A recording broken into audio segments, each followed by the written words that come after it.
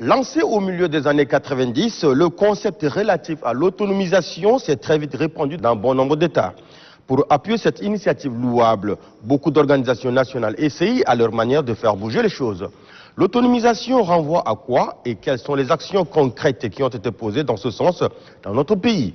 Pour en parler, nous recevons sur ce plateau Dr Khalid Fadoul, directeur général de Technidev, une organisation de la société civile qui œuvre dans l'autonomisation. Docteur, bienvenue sur le plateau de Carrefour. Merci de nous accueillir. Comme vous l'avez si bien rappelé, le concept de l'autonomisation et plus particulièrement de l'autonomisation des femmes, du point de vue historique, je dirais que c'est quelque chose qui a pris naissance au milieu effectivement des années 90, mais qui a un lien direct avec la question, je dirais, des études sur les conditions des femmes partout dans le monde. Et c'est un exercice qui est, je dirais, porté par les organisations onusiennes. Au milieu déjà des années 70, la réflexion, c'était sur, après avoir cerné les questions de vie ou des conditions de vie des femmes, il était question de promouvoir la question de l'égalité des sexes. Et c'est quelque chose qui a duré, je dirais, une dizaine d'années. Puis on est tombé sur la question de l'égalité des genres. Ce concept est bien répandu. Et c'est en lien avec ce concept que la notion de l'autonomisation, et plus particulièrement de l'autonomisation des femmes, a vu naissance.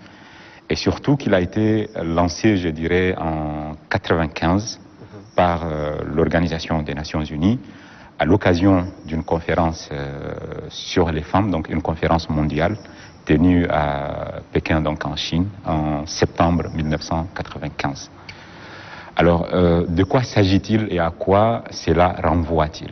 L'autonomisation, si vous voulez, renvoie de façon simple à la question de pouvoir de décider. Quand il s'agit de l'autonomisation de la femme, en l'occurrence, on parle de pouvoir des femmes de décider sur la chose qui les concerne. Qu'est-ce qui les concerne? C'est la question politique, c'est la question économique, c'est la question sociale, c'est la question culturelle. Au-delà de la question de pouvoir, ça c'était pour simplifier, ça renvoie aussi à un domaine de recherche universitaire qui, lui, essaie de cerner en fait le concept, d'une part, et d'autre part, il essaie de donner un outil, des mesures, un cadre par lequel on peut mesurer le niveau de participation des femmes, leur niveau en fait de prise de décision. Ce cadre-là est revêtu d'un certain nombre d'indicateurs. Et ces indicateurs, en tout début, je dirais, ça nous renvoie en fait au troisième cadre, qui est le cadre onusien, en partant de Beijing, donc en 1995. Là, on parle d'un cadre avec 12 objectifs spécifiques. Les questions de l'autonomisation ou de l'autonomisation se concentrent sur les questions d'égalité des genres qui devaient se traduire par une implication effective et réelle, aussi bien des hommes que des femmes, sur des sujets politiques, économiques, des sujets de société, mais aussi sur la question des droits, donc comment défendre la question des droits à l'éducation, à la santé. Donc voilà, de façon globale, à travers cet exemple, je pense, oui, on peut bien cerner en fait cette thématique. Est-ce que les actions menées par les autorités de notre pays contribuent véritablement à booster cette lutte? Alors, je dirais oui, et peut-être pas suffisamment. Sur la question de oui, vous pouvez prendre une femme, il faut la soutenir pour qu'elle soit la maîtresse des sujets qui la concernent. Politiquement, les dispositions, en fait, disons, constitutionnelles tchadiennes garantissent ou œuvrent pour garantir aux femmes un certain nombre de places sur les fonctions électives. C'est une avancée. Et on peut l'attribuer en fait directement en fait au gouvernement. Deuxième chose, sur la question d'accès à l'éducation. On dit plus jamais, quand les filles viennent à l'école, il faut mettre des barrières ou des filets de sécurité qui permettrait d'accompagner ces femmes ou ces jeunes filles le plus longtemps possible en les gardant dans le système éducatif. C'est aussi une avancée considérable. Ouais. Maintenant, la nuance, c'est que nous sommes dans un pays très vaste et notre pays, en fait, je pense, manque encore de ressources pour pouvoir toucher, en fait, les gens partout, toucher, en fait, la dernière femme tchadienne. C'est quelque chose qui est lié, en fait, au manque de ressources, d'une part, mais d'autre part aussi, la configuration géographique de notre pays fait que nous avons un certain nombre de femmes qui sont concentrées dans les zones urbaines, mais la plupart des femmes sont dans des zones rurales. Et là, les questions, par exemple, liées à l'alphabétisation, les questions liées tout simplement à l'accès à l'éducation, le respect de la loi quand il s'agit de lutter contre les mariages précoces ou les mariages des enfants. Je pense que dans ce domaine, il y a encore des choses à faire. Et nous ne pouvons pas affirmer que c'était suffisant, même si les dispositions sont là, elles sont prévues. La question maintenant du respect, c'est quelque chose qui engage peut-être le gouvernement, mais ça engage aussi chacun d'entre nous. Et je pense que dans ça, nous avons tous notre part en fait de travail à faire pour qu'on aille beaucoup plus loin dans ce domaine. D'accord. Tout à l'heure, vous avez parlé de femmes rurales. Ces femmes vivent dans des conditions très précaires et n'ont pas les mêmes droits que celles qui sont dans la ville. Vous, qu'est-ce que vous proposez pour que cela puisse changer? Alors, effectivement, je confirme le fait que les femmes vivent dans des conditions différentes, que l'on soit dans une zone urbaine ou dans une zone rurale. Dans la zone rurale, vous êtes à plus de 90% des femmes qui ne sont pas alphabétisées. C'est un problème. Quand elles ne sont pas alphabétisées, ça veut dire qu'elles ne sont pas au courant des dispositions de la loi prévues en fait pour les protéger ou pour les soutenir. Tout à fait. Et même quand on vulgarise en fait ces approches auprès de ces femmes, bien entendu, il y a, je dirais, une construction sociale qui fait qu'il y a des freins. Il y a des freins sur la question de l'interdiction du mariage des enfants. Il y a des freins, effectivement, dans ce domaine. Et ça, c'est quelque chose qui fait que il serait prétentieux de dire qu'est-ce qu'il faut faire pour qu'on ait une solution de façon automatique. Ce que je sais néanmoins, c'est qu'il faut, en termes d'accès à l'éducation, il faut insister, il faut alphabétiser davantage, il faut vulgariser les dispositions de la loi, il faut impliquer les autorités locales, traditionnelles, religieuses, les autorités civiles, militaires, administratives. Il faut que ça devienne quelque chose pour lequel tout le monde œuvre, dans le sens, d'éduquer, de donner accès à l'information, de protéger quand il y a des abus. Il faut être capable de protéger, il faut être capable de sanctionner. Et donc, c'est à travers ces démarches, je pense, que c'est une démarche de longue haleine en réalité, mais qui finirait par apporter des résultats si nous nous concentrons tous et que nous touchons la dernière femme qui est ciblée par ces programmes-là. D'accord. Selon vous, est-ce que les femmes s'impliquent vraiment dans cette démarche de l'autonomisation? Alors, oui, je dirais, mais qu'il faut nuancer. Le oui, c'est quand nous sommes dans un contexte yamenois, par exemple, pur et dur. Nous avons des sœurs qui s'impliquent effectivement dans ce domaine. Les organisations féminines en Yémen, il y en a plusieurs qui œuvrent toutes dans le domaine de l'autonomisation. Et la distinction qu'on devait faire tout à l'heure, c'était de dire la question de l'autonomisation prend quelques spécificités. On peut parler de l'autonomisation politique, c'est ce que nous avions développé jusqu'ici, mais il y a la question de l'autonomisation économique. Et je pense que c'est l'une des choses importantes, c'est l'un des axes importants sur lesquels il faut agir. Donc du point de vue autonomisation économique, effectivement, il y a une implication de plus en plus forte, et surtout des jeunes femmes qui participent au processus entrepreneurial. Et je pense que nous pouvons en citer quelques-unes ici à Yamena. mais aussi dans les grandes provinces de notre pays. À chaque fois qu'il y a une organisation au niveau national qui organise par exemple des appels à projets, qui lance un appel à projet, autant pour moi, ou qui organise des concours, nous avons une participation féminine de jeunes femmes de plus en plus actives. Nous avons, par exemple, dans le gouvernement, nous avons de plus en plus de femmes. C'est une bonne chose. L'Assemblée, ça fait un moment qu'elle est là, mais nous avons, effectivement, là, il y a quelque chose, un peu d'effort à faire, mais il y a une certaine représentativité, surtout au niveau prise de conscience. Oui, les femmes participent ou essaient de le faire.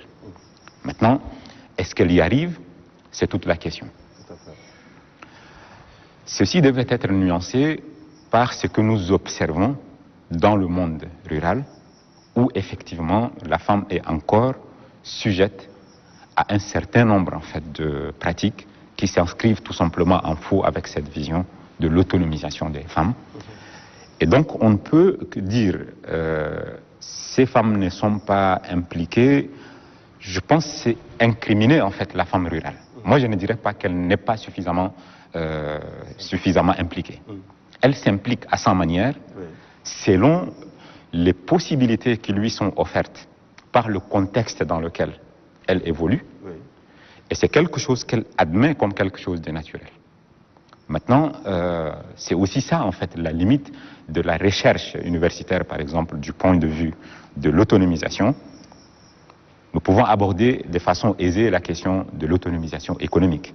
Nous pouvons aborder avec une certaine aisance la question de l'autonomisation politique, ça quel que soit les pays. Mais quand nous sommes sur la question de l'autonomisation culturelle, là il y a une limite, c'est-à-dire du point de vue culturel, quelle est l'acceptation du rôle de la femme dans la société. Et là, tout dépend du pays, tout dépend de l'environnement, et même au sein d'un même pays, on se retrouve avec des disparités entre une province et une autre, entre un milieu culturel et un autre. Tout à fait. Et donc, cette femme, on ne peut pas dire qu'elle n'est pas impliquée dans le processus d'autonomisation, puisque, nous le savons tous, du point de vue prise en charge du foyer, du point de vue, par exemple, assurer l'alimentation aux enfants, du point de vue aller chercher l'eau, la nourriture assurée, qui, si ce n'est pas les femmes qui assurent en fait ces fonctions de premier ordre. Et donc, elle est effectivement impliquée, mais je dirais sur le contexte dans lequel elle vit, qui détermine un petit peu notre façon de dire si elle est impliquée ou pas. Et à mon avis, il ne faut pas qu'on vienne avec une vision qui est étrangère au contexte dans lequel la femme elle vit et décider si elle est impliquée ou pas. Pour moi, toutes les femmes sont impliquées, mais il faut aller dans une implication de plus en plus agissante, quel que soit le milieu, une fois de plus, en nous concentrant sur nos rôles respectifs pour que cela soit une réalité. Parlant de l'implication des femmes dans l'autonomisation, nous allons vous inviter à suivre un élément. Il s'agit d'une femme qui est dans le 7e arrondissement, à Gassi, qui a un atelier de couture. Et après, on aura également quelques témoignages des apprenants. On suit et puis après on revient sur le plateau. Les initiatives féminines, on n'en parlera jamais assez. Pendant que certaines attendent tout de leur mari, de leurs frères ou de l'État, d'autres se distinguent par leur esprit entrepreneurial. C'est le cas de ces jeunes dames, la trentaine révolue, Morkem Priscille, responsable d'un centre de formation en couture mixte, situé à Gassi, dans le 7e arrondissement de la ville d'Indiamena. Créé il y a 2 ans et demi, le centre a formé au total 38 personnes, dont 17 ont déjà reçu leur parchemin et certains sont même déjà utiles à la société. Le chemin est parsemé d'embûches, mais la jeune dame n'entend pas baisser les bras pour arriver au bout de son idée. Moi, je suis celle qui a étudié. Premièrement, j'ai fait l'école primaire. J'ai obtenu mon BPC et j'ai obtenu mon bac. Même j'ai fait les études supérieures. Mais vu la situation du pays, ce que j'ai étudié ne m'a pas arrangé. Je me suis dit, il faut chercher un travail. Et c'est comme ça que je suis allée dans un centre pour demander, voilà, moi je suis Bon, j'ai fini à l'école et maintenant je suis là, je vais travailler. C'est comme ça, ils m'ont embauchée en tant que directrice. J'ai dirigé 9 mois de formation et les recettes que je faisais chaque jour, moi-même je me suis dit pourquoi même je n'ai pas fait pour moi. Et c'était comme ça, l'idée m'est venue de créer ma propre entreprise. Et aujourd'hui, je suis là. Au début, j'ai commencé avec 4 élèves qui réalisaient beaucoup de choses. J'ai commencé avec une seule machine. Là, c'était dans l'intention d'ouvrir un atelier de couture. Et au jour en jour, les choses s'avancent bien. Ce n'est pas du tout facile. Mais comme c'est quelque chose que moi-même je me suis donné, c'est comme ça, je me tire les bouts comme ça. Je viens là, je gère l'entreprise. Les enfants partent à l'école, le foyer est là et tout ça. Je m'arrange de tout et Dieu merci, Dieu m'a aidé jusqu'à aujourd'hui. J'ai déjà 2 ans et quelques mois également. Donc je sais que de mon côté, c'est pas quelque chose qui peut m'empêcher à ne pas continuer. Les difficultés, là, n'en parlons pas. Le centre est fondé sur mon propre fonds. Donc, vu le nombre qu'on est là, on a trop de difficultés. Le centre n'arrive même pas à s'occuper tous des élèves. Donc, il y a certaines choses, on est obligé de les imposer, d'aller dire, voilà, cherchez tel matériel et venez, nous, on va vous donner les connaissances. Malgré ces multiples difficultés, Morkem Priscille ne compte pas s'arrêter là. J'aimerais faire beaucoup encore, beaucoup. Mais je suis limitée parce que maintenant, là, ça ne marche pas maintenant. Et j'ai pu à déposer dans des ONG, j'ai demandé des renforts, tout ça. Mais jusqu'à présent, rien n'est encore répondu. Et on supporte encore le coup comme ça. Quelques élèves sortis de la première et dernière vague de cette formation ne cachent pas leur satisfaction quant au souvenir de leur passage au sein de ce centre. La maîtresse, si elle est bien avec nous, elle est trop souriante, on l'a pris comme notre grande sœur. Donc la formation a été bien passée. Une fois bien passée, j'ai obtenu mon attestation. Et quand j'ai obtenu mon attestation, du fait de rester à la maison, ce n'est pas bien. Donc bien avant, j'ai une machine. Donc j'ai essayé d'ouvrir une petite atelier là. Et après, petit à petit, grâce à ce petit atelier, j'ai fait des petites économies. Et j'ai en plus acheté une autre machine. Ça fait 2. Donc une fois une autre machine. Bon, après je continuais toujours. Mais quand j'étais enceinte et que j'ai accouché, j'ai pris 1 mètre. Mais après, ça ne tenait pas bien. C'est de là où j'ai vu comme ça, comme je venais d'accoucher, donc il faut que je ferme avec les arriérés de location. Il faut que je ferme. Une fois bien, quand mon enfant grandit un peu, je vais reprendre l'activité. Sinon, la formation a été bien et ça m'a beaucoup aidé. Les revenus, il y en a. Et grâce à ces revenus, j'ai obtenu une autre machine. Et grâce à ces revenus, certes, mon mari travaille, mais je le soutiens aussi. Un association qui a chanté la dit sans l'école à descendre à l'éwa. Donc sans l'école on peut bien manger, on peut bien se débrouiller. Par exemple, surtout les choses pratiques. De nos jours, c'est les pratiques qui est trop actif. Tu peux attendre, tu vas finir tes diplômes, tu vas rester à la maison, attendre jusqu'à combien d'années, tu vas chômer sans toutefois te retrouver. Une fois après, toutes les apprentissages que tu as appris, ça va s'en aller. Les marada alamanida, halou les marawai, ou adil. Indi bed bas gan forme fi bed she gan kayit fi bed she bes machine waye bes o gan kayit foga fi bed she bayden da bon ana indi ideal ni dora ni fuka atele leni awin mishi anake leni alum le yar foga couture et une couture important ka tirmare. Dans un monde en pleine mutation où la question de la politique genre reste d'actualité, une telle initiative mérite d'être encouragée. Merci, docteur. Quelles sont vos impressions par rapport à l'élément qu'on vient de suivre? L'initiative entrepreneuriale ne doit pas découler en fait d'une déception quelque part. Il faut que nous soyons capables, pendant que les jeunes sont à l'école, pendant que les femmes sont à l'école, de leur montrer que la voie, la vraie voie en réalité à suivre, c'est celle de l'entrepreneuriat. Et à ce moment-là, quand elle sort de l'école, nantie de son diplôme, elle est déjà prête, elle a déjà quelque chose à faire, elle a déjà un projet en tête. Ainsi, ça viendrait concorder avec les initiatives du gouvernement pour appuyer les initiatives privées portées par les femmes. Et ce n'est que comme ça qu'on pourrait aller de l'avant et gagner quelque chose en termes d'autonomisation. C'est une jeune dame, c'est ce qu'on aperçoit, et donc de ce point de vue également, c'est un encouragement pour les jeunes. D'autre part, nous avons le deuxième commentaire c'est celui de la bénéficiaire. Et vous avez remarqué qu'elle a certes témoigné qu'elle avait bénéficié de cette belle initiative, et en même temps, elle avait interrompu, je pense, disons, suite à une grossesse ou suite à un accouchement. Puis elle devait reprendre, et c'est comme ça qu'elle avait intégré cet atelier pour pouvoir se perfectionner et peut-être se lancer. Que chaque famille comprenne qu'il y a un consensus à trouver dans ce domaine pour concilier une vie familiale avec une vie professionnelle soutenue par une formation solide où on retient qu'il faut entreprendre juste après la formation, peut-être même pendant qu'on est sur le banc de l'école, il faut commencer déjà à entreprendre. Donc voilà les deux commentaires. Maintenant, le troisième commentaire, c'est le secteur et l'économie dans laquelle nous sommes. Là, il s'agit d'une économie sociale, puisque tout le monde dit « je veux faire ça pour aider les autres femmes ». Attention au piège. Quand on crée une initiative comme celle-là, il faut qu'elle soit capable, la femme, de dire c'est qu'elle veut se construire un empire, c'est gagner de l'argent. Tout à fait. C'est ce message-là qu'il faut envoyer.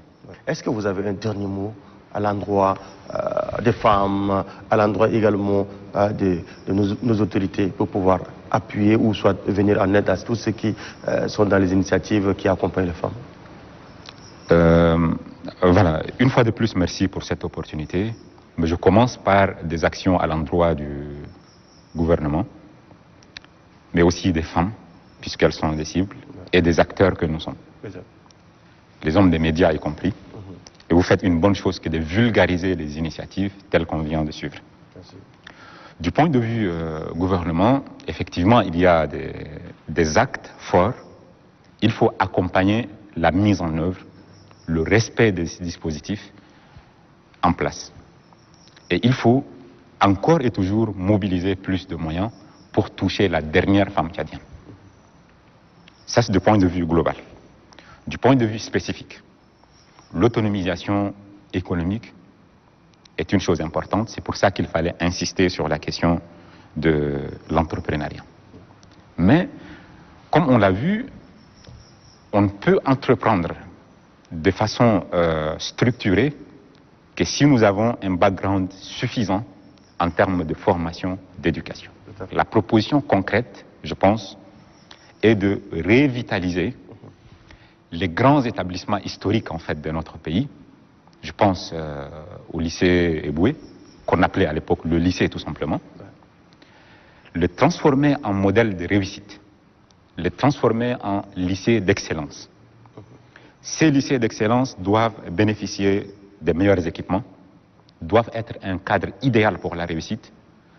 Les enfants doivent y intégrer ou intégrer ces centres-là sur la base d'un concours par exemple, pour sélectionner les meilleurs. Mais c'est dans ce cadre qu'il faut réserver, ou plutôt encourager en fait les filles à intégrer. Dans l'idéal, j'aimerais peut-être qu'on ait peut-être une dizaine d'établissements de ce type à travers le pays, dans lesquels nous allons accueillir peut-être 10 000 à 20 000 élèves qui sont formés dans de très très bonnes conditions et que tout cela devienne un idéal vers lequel tout enfant qui va à l'école voudrait converger. Au sortir d'un programme comme celui-là, nous pouvons avoir autant de filles que de garçons, bien formés, capables de s'impliquer dans les choses qui les concernent, donc du point de vue autonomisation, aussi bien de jeunes que des femmes, et donc gagner sur le marché international à travers les entreprises qu'ils auront eux-mêmes créées, ou en contribuant de façon efficace et performante dans la gestion de la chose collective dans notre pays. Donc ça, c'est à l'endroit du gouvernement. À l'endroit des acteurs que nous sommes, et surtout à l'endroit des femmes, pour nous peut-être, ou les acteurs de façon globale, essayer d'écouter en fait la base pour proposer des solutions qui répondent aux attentes des bénéficiaires. Pour les bénéficiaires par contre, je pense qu'il y a un besoin d'accompagnement. Et là je m'adresse aux femmes responsables des organisations féminines qui sont ici en N'Djamena et ceux qui soutiennent ces actions, aussi bien en N'Djamena que dans les provinces, c'est de soutenir ou de se soutenir en fait les unes les autres pour gagner ensemble. Donc c'est cette approche-là qu'il faut peut-être vulgariser à travers les actions de sensibilisation, de communication, d'accès à l'information et de l'accompagnement. Non pas parce qu'elles sont des femmes, mais c'est parce qu'elles sont juste des individus à part entière qui peuvent contribuer de façon efficace et de façon égalitaire dans tout le processus de développement de notre pays. Mesdames, Messieurs, nous arrivons au terme de notre émission. Merci d'être des nôtres. Nous avions eu sur ce plateau Dr Khalid Fodul Doutoum. Il est le directeur général de Technidev. Merci. Restez toujours connectés sur la chaîne nationale car le meilleur reste à venir. Ciao, ciao.